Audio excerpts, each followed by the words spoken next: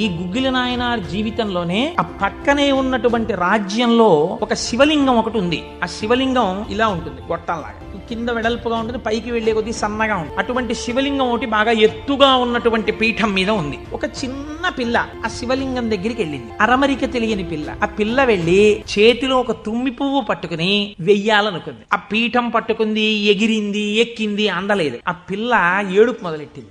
ఏడుపు మొదలెట్టి శివా శివా నువ్వు నాకు అందట్లేదు, పువ్వు ఎలా వేయనంది. శంకరుడు ఆ భక్తికి పరవశించిపోయి వెంటనే ఇలా ఉన్న శివలింగం ఇలా వంగిపోయి, ఇలా వంగిపోతే ఆ పిల్లకేం తెలుసు శివలింగం వంగిపోయింది నా కోసం అనేది. చిన్నపిల్ల పొంగిపోయి తప్పట్లు కొట్టేసి కాసేపు ఆడేసి 2 పువ్వులు వేసేసి వెళ్ళిపోయింది. అనేక శివలింగాలు ఉంటుంటాయి కదా గుళ్ళో.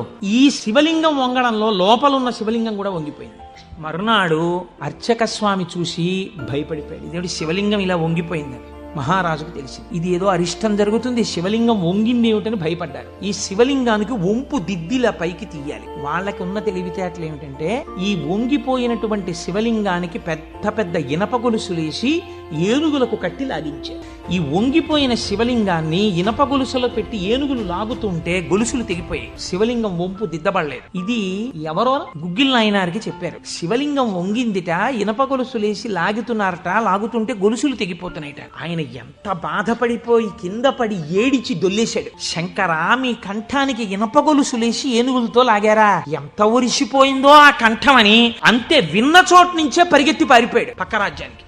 పారిపోయి గుళ్ళోకెళ్ళి అన్నం లేదు, నీళ్లు లేవు, ఒగరుస్తూ ఒంటి నిండా చెమటలు పట్టుకుని ఈశ్వరా మీకు జరిగినటువంటి అపరాధం నా శరీరమునకు పొందేటటువంటి ఖేదంతో పోవాలని మీ వంపు దిద్దడం కాదు, మీ వంపు దిద్దడానికి మీకు ఇనప గొలుసు లేచి లాగినప్పుడు మీ కంఠం నొక్కుకుని ఉంటుంది, ఆ శిక్ష నేను అనుభవిస్తానని ఒక గొలుసు తన మెడలో ఉన్నటువంటి గొలుసుని శివలింగపు వంపుకేసి గట్టిగా లాగాడు. తన కంఠం ఒరిసిపోయి తెగాలని. తన కంఠం తెగలేదు, శివలింగం వంపు ఇలా పైకి లేదు. ఆ వంపు దిద్దినటువంటి వాడు గుగ్గిల నాయన. శివపురాణం చెప్పుకుంటూ నాయనార్ల చరిత్రని అనుసంధానం చేసి ఉత్తరాయణ పుణ్యకాలంలో నాయనార్ల గురించి వింటే పార్వతీ సహితుడైనటువంటి ఆ పరమశివుడు పొంగిపోయి పరవశించిపోతాడు.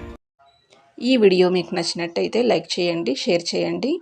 అలాగే మీ అభిప్రాయాన్ని కమెంట్ రూపంలో తెలియజేయండి. మరిన్ని అప్డేట్స్ కోసం ఛానల్ను సబ్స్క్రైబ్ చేసుకోండి. ఓం నమః శివాయ.